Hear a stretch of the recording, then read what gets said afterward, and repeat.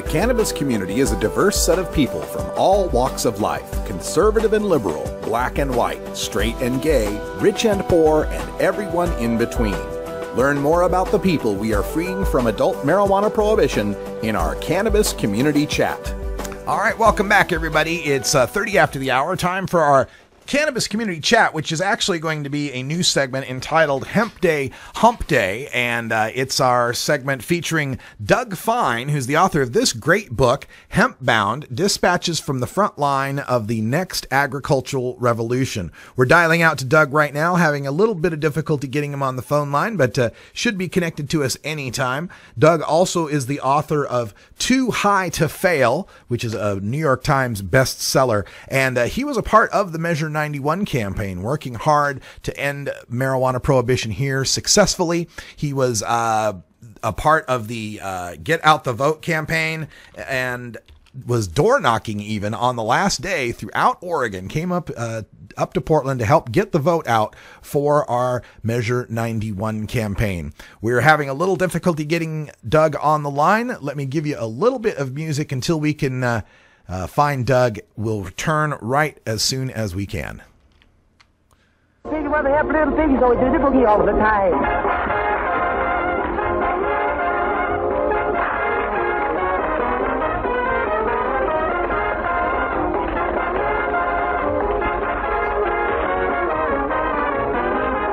Oink, oink, a boogly boogly piggy, oink, oink, a piggly piggy, oink, oink, oink, oink, a boogly boogly piggy, oink, oink.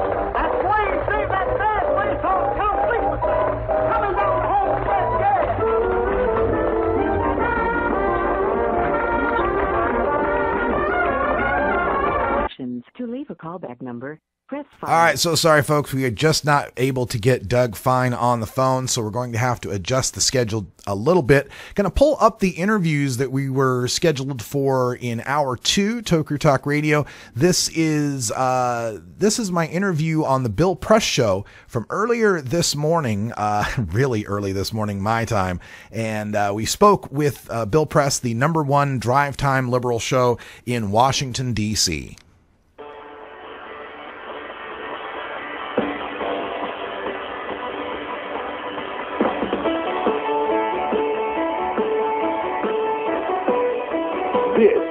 The Bill Press Show. All right, here we go at 33 minutes after the hour. Trying to probe and figure out what went wrong and how we recover and where we go from here. Again, you can't get away from it. There's just something about the midterms that the Democratic base just doesn't get it, don't realize how important they are. Same thing happened in 2010. Young people, minorities, stayed home, and we got our ass whipped, and the same thing happened. It's not the only factor, but I'd say it's the number two factor. Maybe, I don't know what's more important than that, or what had more of an impact than that. Your calls and comments, welcome at 866-55-PRESS. It was a wipeout, let's face it, in the Senate races, in the governor's races. A little bit of good news in the initiative races. And we'll talk a little bit about pot in just a second. But let's start out with Beverly from St. David, Illinois. Hello, Beverly. I'm not going to say good morning either because I'm stuck under a billionaire in Illinois. Yeah. Yeah, I mean, I really thought Pat Quinn was going to pull out. Dick Durbin got reelected, right? Good for him. Well, Dick Durbin is beloved here in this state, but that's not the point. I have said all along what was going to happen. This was a protest vote against a black man in the White House, and until people believe that, we are screwed.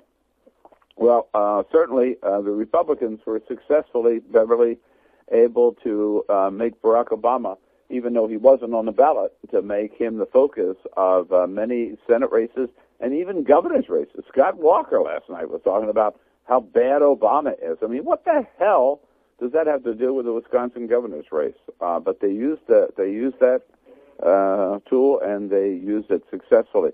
I mentioned some bright spots on the initiative front, particularly on pot. And if you're talking pot, there's nobody better to talk to about it than our good friend Russ Belville. He's been a guest host here on the Bill Press Show and a guest many times. He himself is a radio talk show host and a marijuana reform activist out in Seattle, Washington.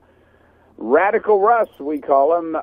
Hey, Russ, how are you this morning? Hey, Bill, it's great to be back. I'm in Portland, Oregon, actually, and it's Portland. All right. It's like going full circle here. I remember talking to you in 2006 at 3 a.m. my time for the contest. So it's a great time to be back.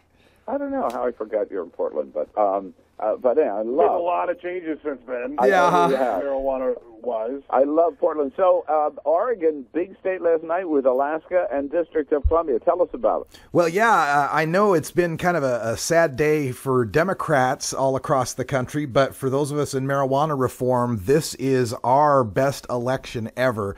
We were 3 for 3 in legalization in Washington, D.C., Oregon, and Alaska. So, and D.C., you guys nearly passed. It was 70%. That was pretty amazing. Now, so is this the same in Oregon? Let's start in Oregon. Is this the same as Colorado and Washington State? It's better. We have the distinct advantage of getting to go second in the marijuana votes. And getting to learn from the mistakes of Colorado and Washington. We decided not to overtax our marijuana, to try to bring it better in control and reduce the chances of having black marketeers trying to undercut that tax. We learned some better regulatory schemes. We got some better language, and we did not include some of the bad parts of the laws that got included in Washington and Colorado, such as DUID provisions and a restriction on home growing. We will be allowed to grow our own plants here in Oregon. Whoa! So that's Washington State and Oregon.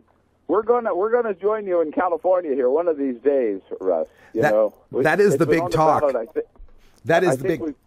Oh, sorry. I was just saying that's the big prize everyone's looking at for 2016. And now with this momentum of going 3 for 3 in this election, it does seem pretty inevitable that California will have to join us here on the West Coast. With the whole rest of the West Coast is completely legal, and we got British Columbia surrounded. Yeah, I have. Let me tell you, I will take it as a personal responsibility to work on my friend Jerry Brown. Oh, please! I know because he's been a little reluctant here, but we could win without Jerry Brown. I'll just have to work on him personally, right? We could definitely use that help. And then Alaska is sort of along the same line as the Oregon measure? Somewhat. We're really proud of Alaska passing, making it the first, red state to have passed sensible marijuana reforms. Good point. Oregon passed with 54%. Alaska came in with 52%, but very similar there in the votes, and we're happy to welcome them into the legal world with us and Colorado and Washington. So one of the things in Colorado especially is pot tourism, right? People can travel there, they can go there, they can walk into a pot shop, they can buy it. That's not going to be the case with, like, Washington, D.C. now, right? No, Washington, D.C. is a special case in that you legalize the personal possession and cultivation, but the way the district's laws are set up, you can't put taxation and those kind of things on the initiative ballot. The D.C. City Council is going to look at creating a regulated marketplace for marijuana, but really all that you guys just voted for is essentially the personal use and growing of marijuana.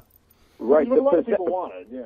Yeah, but there's a little wrinkle there, what you're alluding to, is that, as I understand it, you can possess it but you can't sell it. Correct. Right? Correct. Yeah. It would still be a crime to sell. So where do you get it? You have to wait for the weed fairy to stop by. Do you have any sources for us? So what's next? By the way, are these the only three that were on the ballot? Last night we had the most marijuana votes of any election in American history. There were 83 different states, territories, districts, cities, and counties voting on marijuana legalization. Some of the results included the beginning of our day. Polls closed at 5 a.m. yesterday with Guam, the territory of Guam, passing its medical marijuana proposal. In Florida, they narrowly missed passing medical marijuana, but it was a landslide victory. It passed with 57% of the vote, but in Florida, you need 60% to pass that kind of constitutional amendment.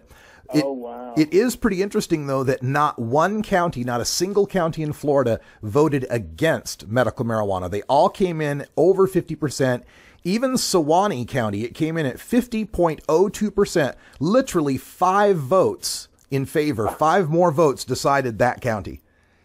Oh, my God. And Guam. Talk about pot tourism. Wow. Well, it is a great day, and it would have been good news any day, but particularly good news yesterday, given what happened with the rest of the country on all the other races. Yeah, so Russ, good work out there. You and your good friends like Alan St. Pierre here in Washington have made a great difference, moving in the right direction. RadicalRuss.com is Russ Belville's website. You can follow him and all the good work of the medical marijuana reform activist. RadicalRuss.com. Hey, Russ, good to talk to you, as always. Thanks so much for joining us. Hey, thank you, Bill. And folks, if you are down because the Republicans took control of the Senate, now in some places you can smoke some legal weed to get over it. There you go. There it is. That's right. All right. Thanks, Russ. Talk to you again. All right. Thank you so much, Bill. There he is. Good fun talking to Bill Press and Peter Ogburn out there in Washington, D.C. Bill Press is partially responsible for me talking to you right now. Back in 2006, I was in a talk radio contest, a national contest, and Bill Press's show was where the contest played out. So I got to meet Bill, go to Washington, D.C., work in the studio with Peter, and so forth.